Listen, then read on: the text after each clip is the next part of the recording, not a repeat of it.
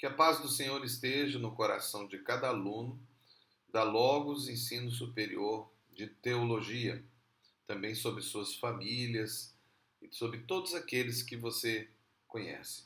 Aqui é o professor Marco Faleiro e estamos a trabalhar na disciplina Panorama da Bíblia. Sempre lembrando, quando nas nossas aulas, pelo menos essas iniciais, o lema da Logos, que nos leva a ver a Trindade, né? O Pai, o Filho e o Espírito Santo. Deus se revelando, Deus salvando e Deus nos levando a ir, porque nós temos uma visão que é missiológica, né? De que a igreja está aqui para evangelizar o mundo. Senão, Deus nos levaria ao céu, né? Para adorar e ter comunhão, nós já estaríamos no céu. Mas nós temos algo a fazer aqui, né? E enquanto há vida, há possibilidade do perdido ser salvo. Essa é a AVA na sua terceira parte da aula dupla 2, que é a aula 3 e 4, e também a terceira parte da aula 3. Vamos então seguir em frente. Falando agora a linha de tempo, que é o nosso padrão, né, em que nós tratamos sempre dentro do aspecto da história e geografia bíblica. Você está vendo aí os 4.100 anos da história bíblica, sempre considerando, como nós falamos na parte passada, o calendário lunar, né? Mas não se preocupe com isso, porque a numerologia bíblica é a revelação de Deus, né? Então Deus escolheu essa numerologia para nos revelar algo. E ele considerou o calendário que era feito pelo homem naquela época, que era o lunar. Nós estamos no período pré-diluviano e nós estamos vendo uma visão histórica desse período, considerando a questão geográfica. Na parte passada, nós vimos a primeira parte, em que nós vimos a questão das eras de criação, considerando que essas eras podem ter sido dias, ou dias de 24 horas, ou períodos de anos, pode ser milhões, bilhões, não importa, né? Seria uma proposta. E também a proposta, nós chamamos a atenção, a proposta do mundo pré-adâmico, né? Que seria antes de Adão, como que foi? Né? Seria só esse período de criação, ou teria tido também a realidade do mundo angelical? Existiu, sem dúvida, uma criação dos anjos antes de Adão, isso é certo. Quando foi, a Bíblia não dá uma explicação exata, mas eles podem ter vivido na Terra? Podem, mas isso é uma hipótese, certo? Não é a nossa questão, é apenas para que os nossos alunos considerem dentro dos estudos teológicos que você tem. O segundo ponto da questão geográfica pré-diluviana são as possibilidades do que criou uma diferença entre o período pré-diluviano e pós-diluviano, que são duas teses que nós vamos analisar, que é a tese do eixo zero e a tese da Pangeia. Inclusive, as duas teses são consideradas mesmo do ponto de vista científico, certo? Que pode ter acontecido. É óbvio que, quando eles falam isso, normalmente eles não consideram a ideia do dilúvio como a catástrofe que possa ter criado essas realidades, né? Mas talvez teria sido para eles, né, possibilidade de eras de bilhões de anos, né?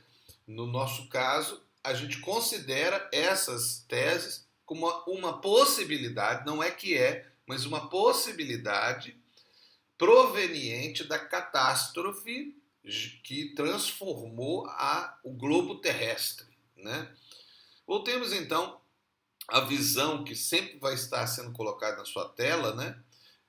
Dessa realidade pré-diluviana. Então está aí vários dados, você pode ler, você pode até parar depois para ver com calma, né?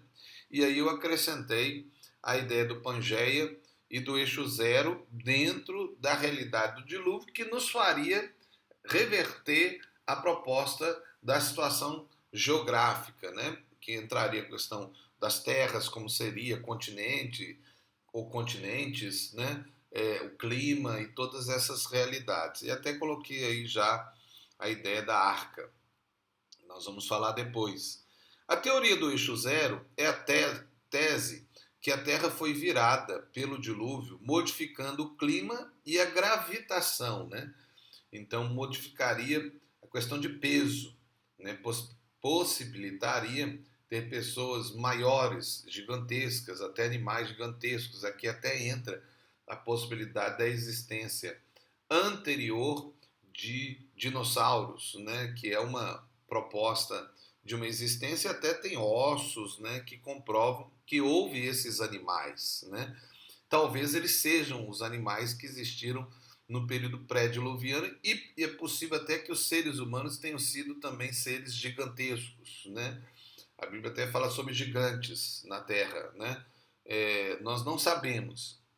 O fato é que são propostas. Dentro dessa tese do eixo zero, conforme os cientistas, a Terra estaria no eixo zero, permitiria animais e homens gigantescos por causa da gravidade e teria um clima que seria considerado um clima perfeito, né? Nós não teríamos exatamente as estações como nós temos. Eixo zero é isso, né? A Terra ela é inclinada em 23 graus, então o Polo Norte ele não está exatamente no eixo zero, ele está no eixo 23, assim como o Polo Sul. Então isso daí que é a inclinação da Terra. A ideia é que com o dilúvio é que houve essa inclinação. E aí houve uma catástrofe geográfica e aí criou a outra proposta, né? Essa catástrofe, né? Que seria a modificação do eixo zero por causa do dilúvio, teria então modificado a estrutura terrestre na parte da terra seca, que a Bíblia fala, porque a Bíblia ela fala sobre uma porção de terra, né? Deus criou uma porção e não várias. Nessa tese, todos os continentes estavam num continente apenas, né? Seria essa a ideia, a tese, inclusive, geográfica mesmo, não é só nossa, não, do ponto da teologia.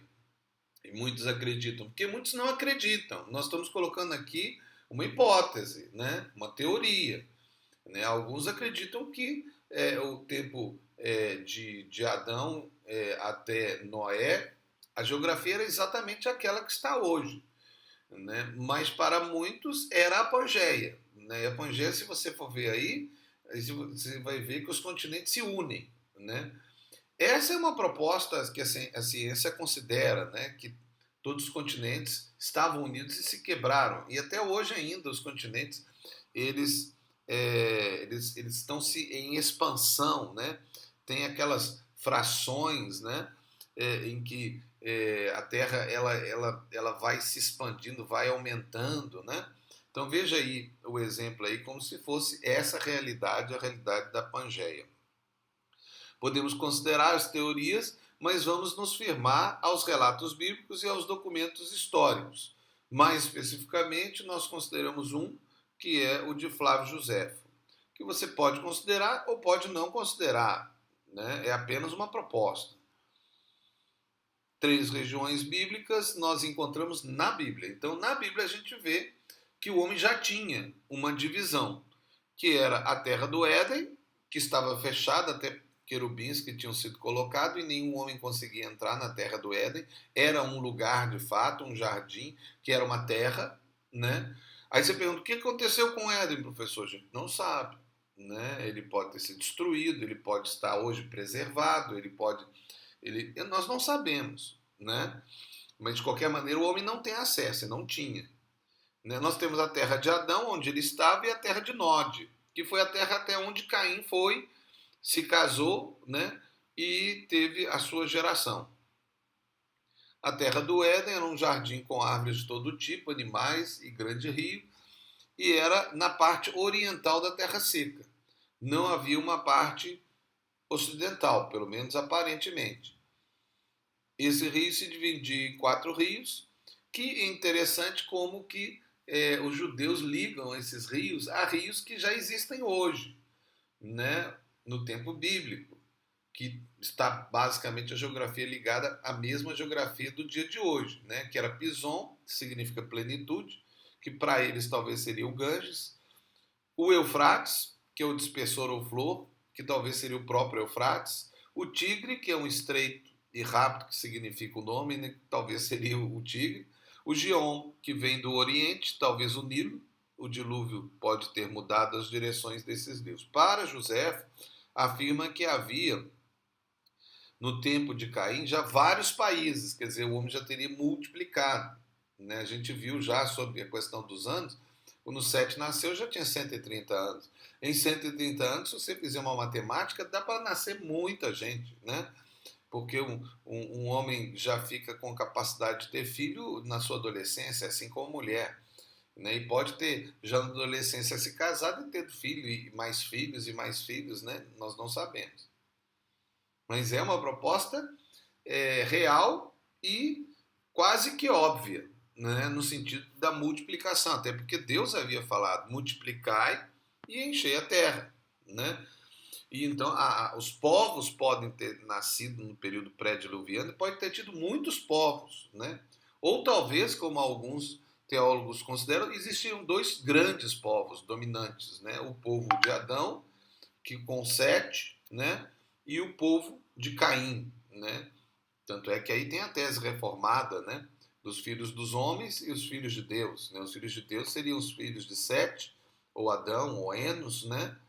E os filhos dos homens seriam os filhos de Caim. E os filhos dos homens teriam se tornado maus, e os filhos de Deus continuariam servindo ao Senhor, mas de repente eles começaram a se misturar com os filhos dos homens, ou seja, os dois povos começaram a se misturar, e aí toda a raça humana se tornou mal. Essa é a proposta reformada.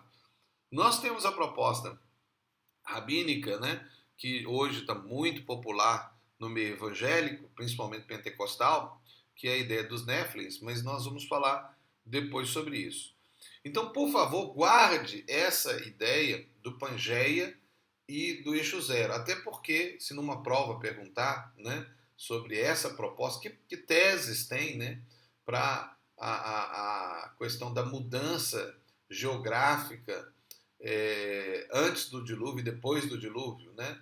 Então é o Pangeia e o eixo zero, que teria então modificado, inclusive a proposta da ideia do eixo zero, modificando, né, para um eixo inclinado, teria mudado a ideia para alguns cientistas, existem estudos para isso, você pode procurar isso na internet, né, de que se fosse eixo zero, nós não teríamos chuvas.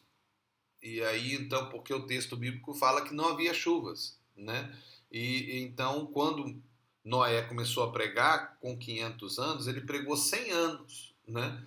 E aquele povo que ouvia ele, e ele falava sobre água descer do céu, as pessoas falavam, mas não existe isso, né? Era uma névoa ou uma nuvem que subia e que regava a terra, né? Então isso Noé está doido, não desce água do céu.